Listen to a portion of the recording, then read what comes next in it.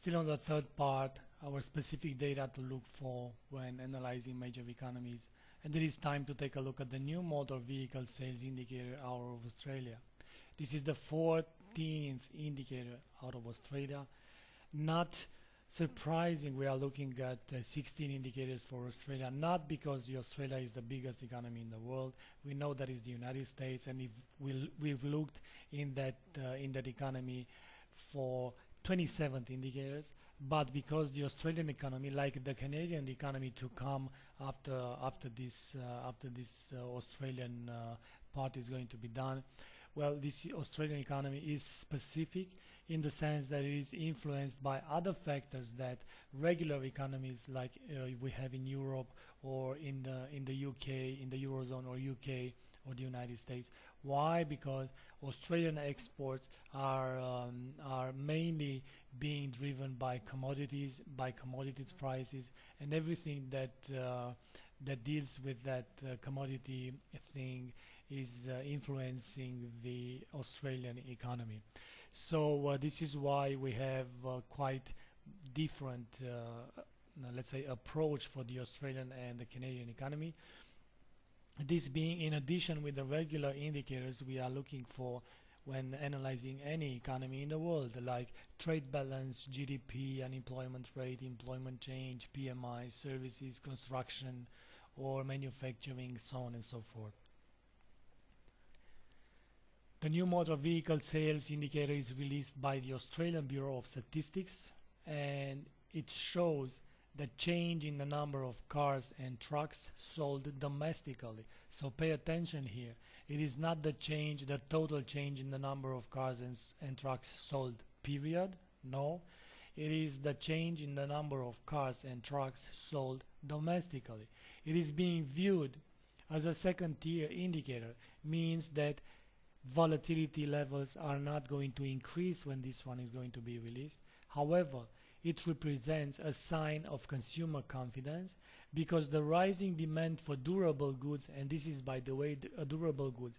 If you remember from the United States economy, when we look at the durable goods, the definition for durable goods is any good with a lifespan higher than or bigger than 3 years. Well, in this category falls the automobiles or computers or apparels and so on and so forth. So in this case, rising demand for durable goods shows that consumers are confident in their future financial position and feel comfortable spending money.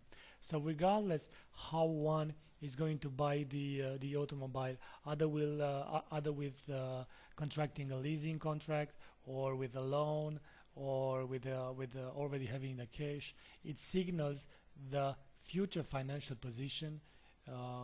Let's say they are feeling comfortable regarding spending that money, and this translates into higher level for consumer spending.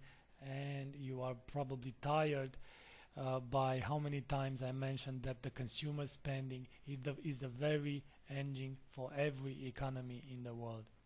The most important things to take into consideration when looking at the new motor vehicle sales are the release date.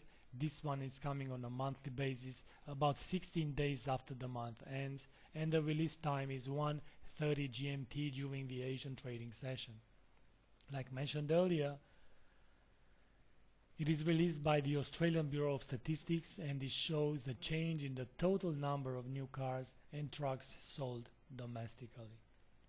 It's a sign of consumer confidence, because rising demand for expensive durable goods shows that consumers are confident in their future financial position and feel comfortable spending money. If the actual goes higher than the forecast, this should be viewed as positive for currency, and if the actual goes lower than the forecast, this should be viewed as negative for currency. Now, not necessarily under this indicator, but usually when the actual is higher than the forecast, and it should be interpreted as positive for the currency, what one needs to do when trading binary options, here with us at binaryoptions.net.au, is to choose an asset related to that currency that the indicator is going to be released, and look at the outcome of the release. If the actual is higher than the forecast, then this should be interpreted as positive for the currency, and you are looking for the currency pair to increase or decrease. In the case of Australian dollar US dollar pair, currency pair, if the actual is bigger than the forecast, then you are looking for this to be positive for the Australian dollar. So you are buying calls related to the Australian dollar and US dollar pairs, and when you are buying calls, you are looking for the option price to increase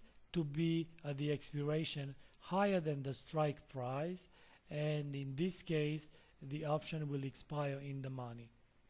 If the actual is lower than the forecast, then in order for the option to expire in the money, you need the actual price of the Australian dollar, US dollar, or the Aussie pair to decrease and to be lower than the strike price you bought the option in the first place. Looking at the past 6 month worth of data, and there is not a let's say a trend to be identified, because as you can see we had negative values and zero values from starting with February until June, but with a strong pickup for July to the 4%, and the previous month was the level was around 0%.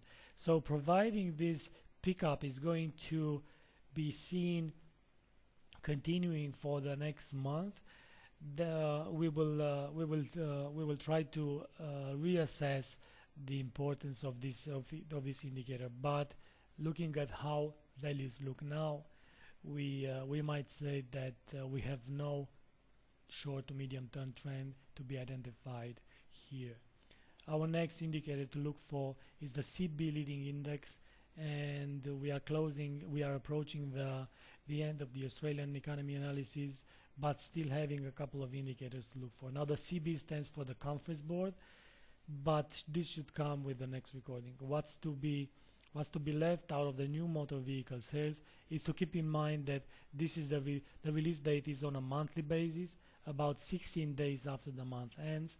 The release time is 1:30 GMT during the Asian trading session, and this is a second tier data, meaning low volatility is expecting. Stay tuned please for the CB leading index out of Australia.